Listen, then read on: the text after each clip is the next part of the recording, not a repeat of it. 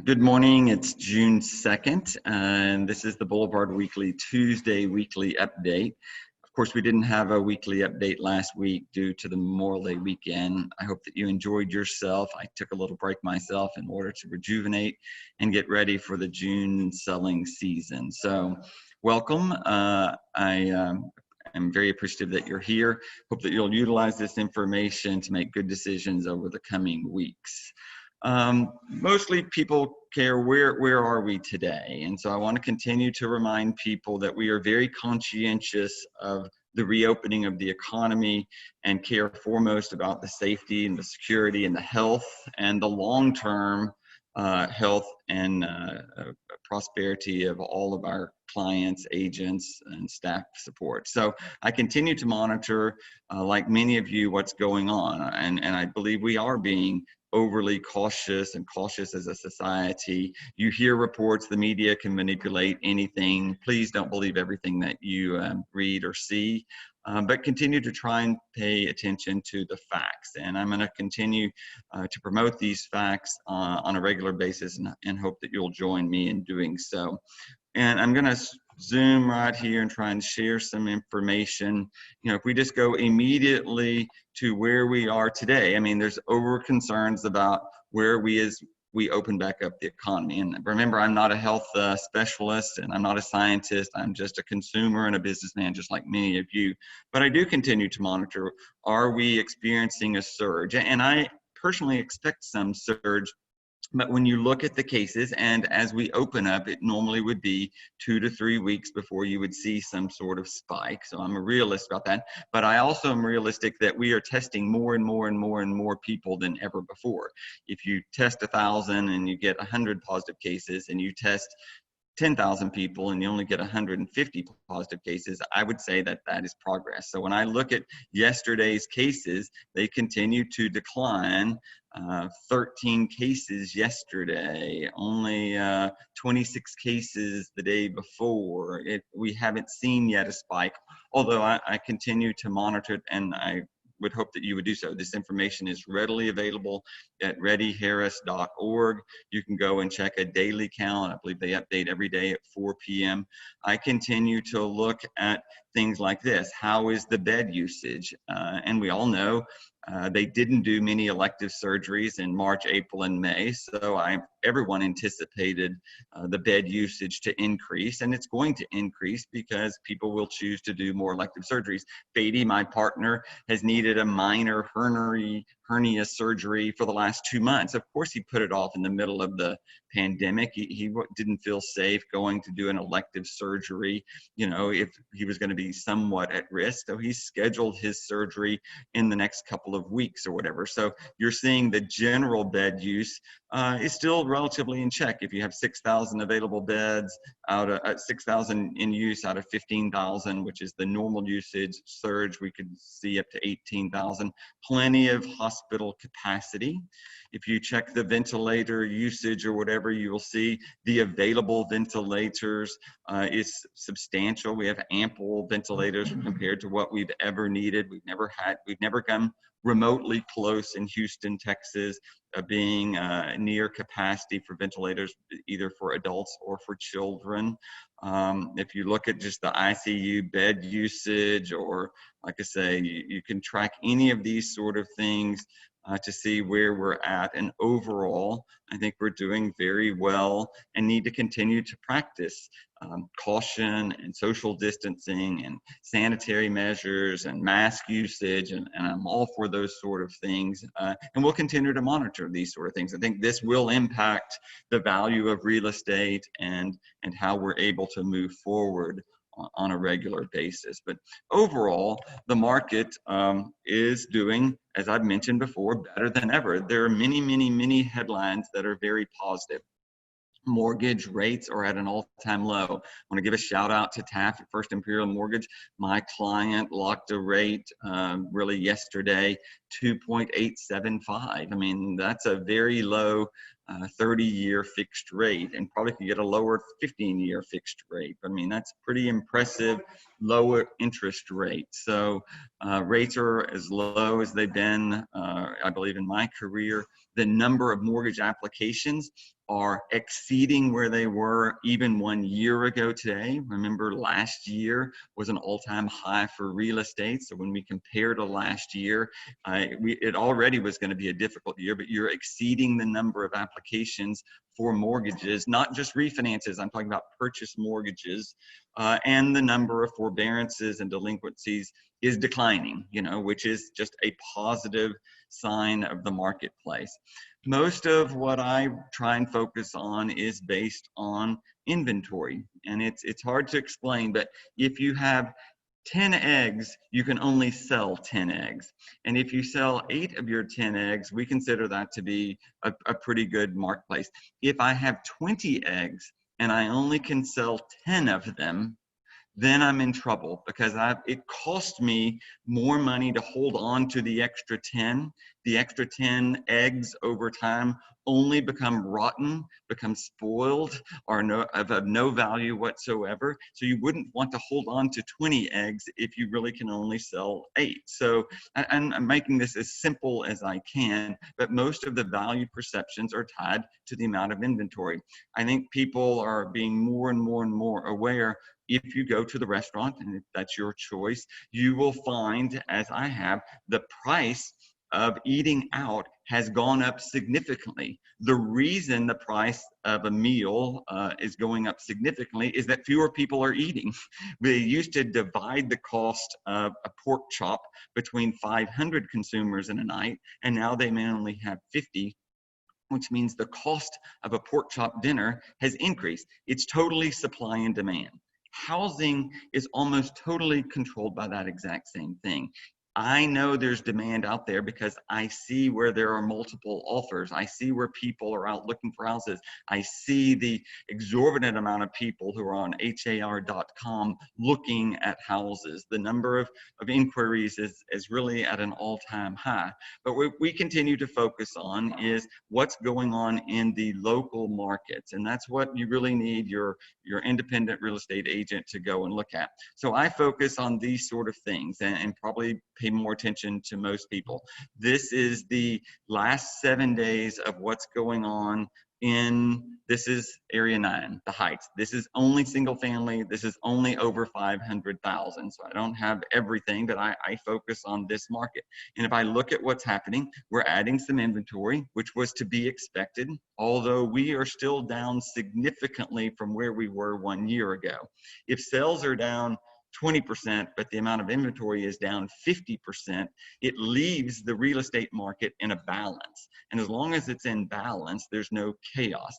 And there are certainly fear mongers out there, and I'll address them in a little bit, but I want you to pay attention to the reality of where we are this week.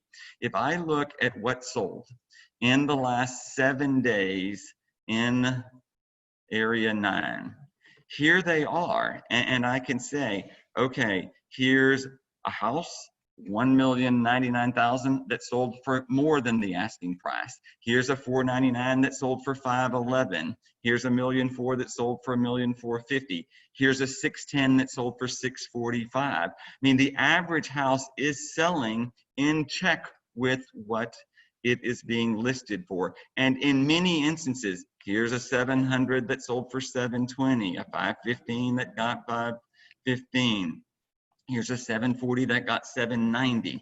These are pushing the price up higher and higher and higher. And there are some anomalies that are down, but if you look at the overall average of them, they are within 99%, if not higher than the actual list price. Here's a $1,001,000 that got $1,115,000. Here's a 565 that got 565. I mean, you can continually look at these numbers and you will see that things are doing fairly well. They're not doing poorly in area 9 in the single family housing market. Now, what's selling is the most desirable houses, those that are nicest, those are the best priced. I'm not saying that there are some houses that haven't sold, and if your house hasn't sold, we probably need to pay attention as to why it's not selling and see if there's some comment about it. And I'm a realist, but I also am realistic dealing with a number of clients who are trying to buy in the $500,000 price range and the $600,000 price range and the $750,000. It is not, you're not getting $100,000 off or $200,000 off for the average house that's listed out there. If I go and look at other areas, which I continue to focus on, I'm not as good at shifting this stuff around as I should be.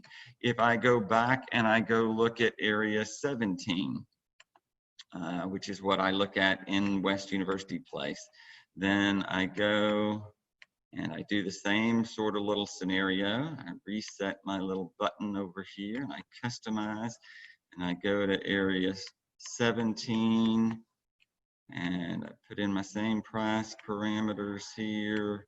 And I calculate, which I have to save, and then go to. I look, okay, we're adding a little inventory, 32 houses, but we had 23 get under contract. We had 3 option pending. We had 23 go from option period to pending. All this is relatively in check. It was a little softer in this price range, but I mean, overall, $1,050,000 got $1,040,000, $850,000 got $835,000, $849,000 got $850,000. You're still seeing pretty close numbers in these deals, maybe $40,000, $50,000 off for some of these houses, but not significant. We're not seeing, I don't see 1,000,004 houses selling for 1,000,001. I don't see mass panic of prices being adjusted accordingly. And if I do the same thing in Montrose, I would just come over here and I would reset, and then I customize, and I go to area 16. I do the same 7-day scenario, and it's actually even a little better than area 17.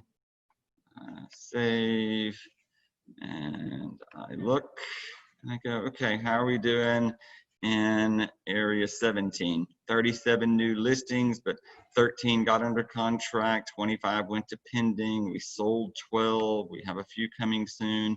And the price points, $1,099,000, $1,077,000, 544 got full price. This one was $3,000 less.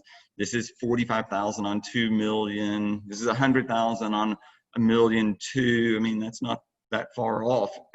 599 got 590, 625 got 600, 685 got 675, 1,000,003 got 1,000,003. I mean, overall, look at what this is last week. We're talking about sometimes yesterday.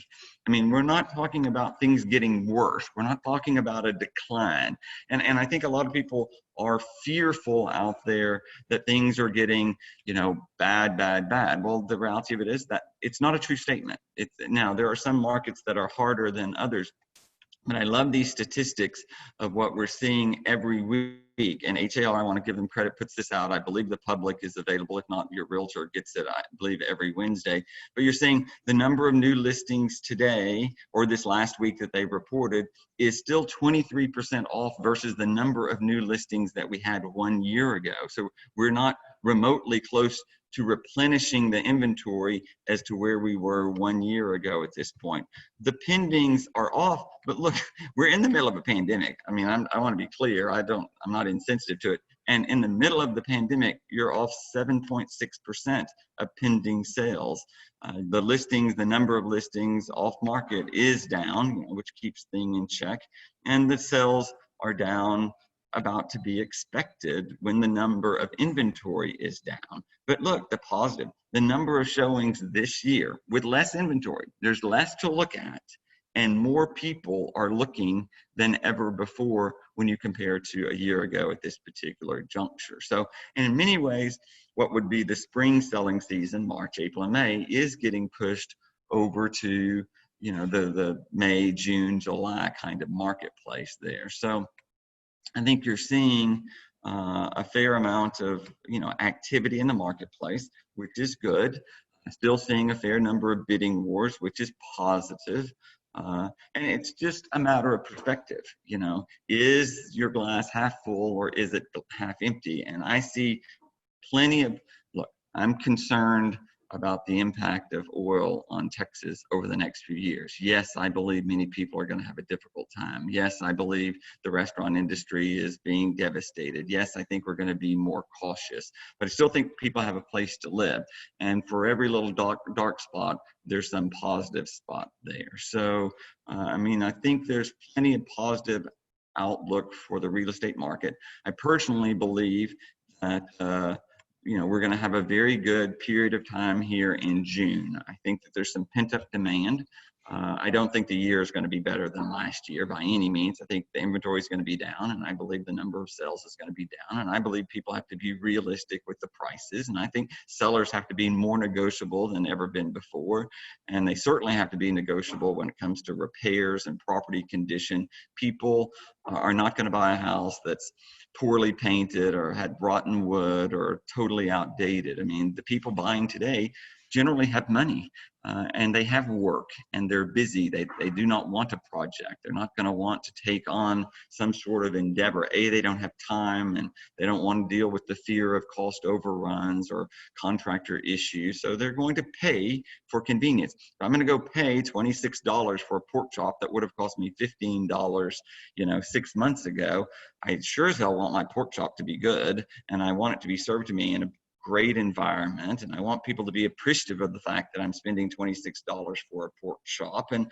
I think the same sort of mindset needs to play out into the real estate world. But things are not as bad, which is a pretty good headline, as they could be. Sales tax they announced for the state of Texas for the month of May. Look, we're pretty impacted by the cost of oil and the stock market things. Sales tax, we're down 13.2% for the state of Texas.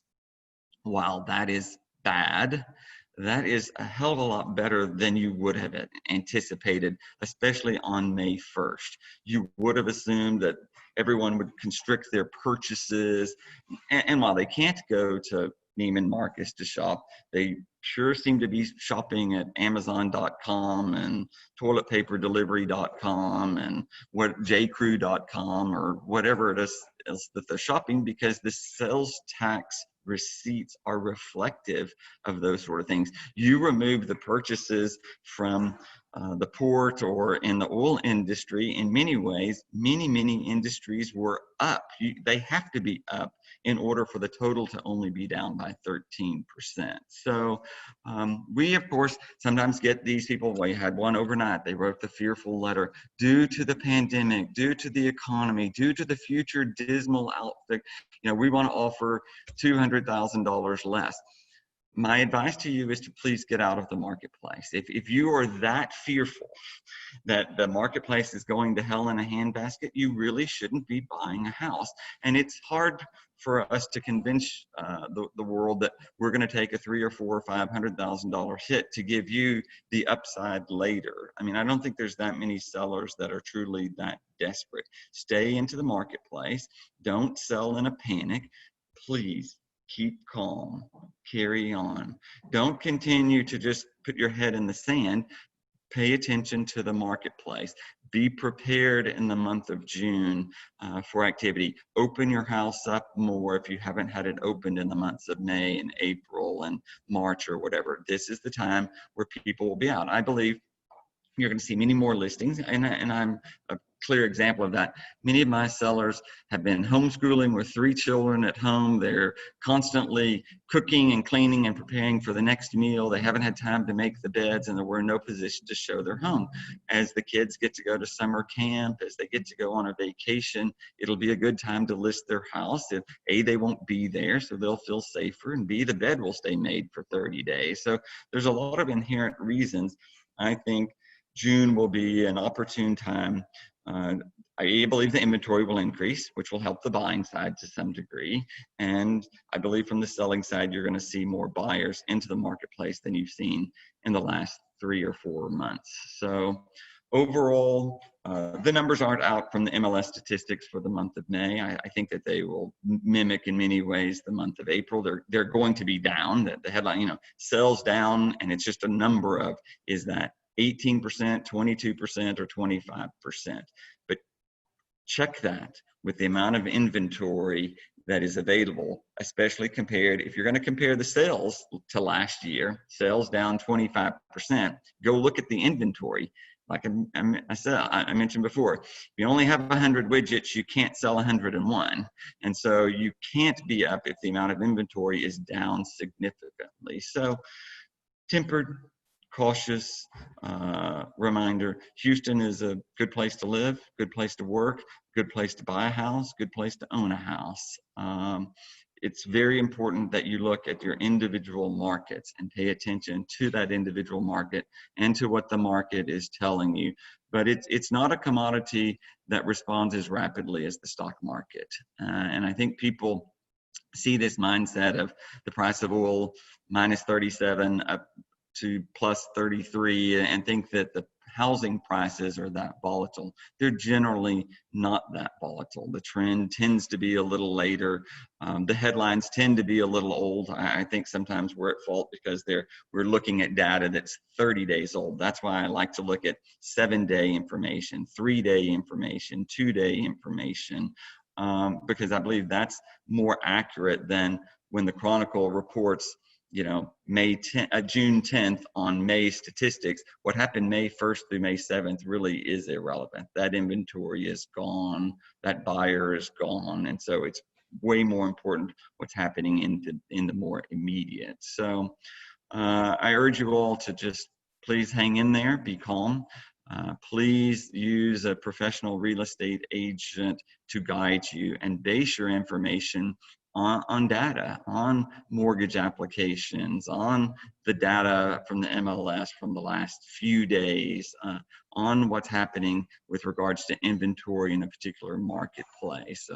And we've been in many instances in the last 30 days where we've been in bidding wars, and we have an example. We had to pay $50,000 more. That house had multiple offers, had offers higher than the one that we got accepted. They accepted us because of our experience in dealing with old houses and being able to navigate through these particular times. So having an experienced firm, an experienced agent, a good reputation in the marketplace probably makes all the difference in the world. And for agents out there, yeah, I mean, it's very important to share your stories and share your information with others. I am proud. I end up visiting with between 20 and 30 of my agents a day because they want to know what's going on in the mortgage side. Are the appraisals taking longer? Is underwriting a little harder?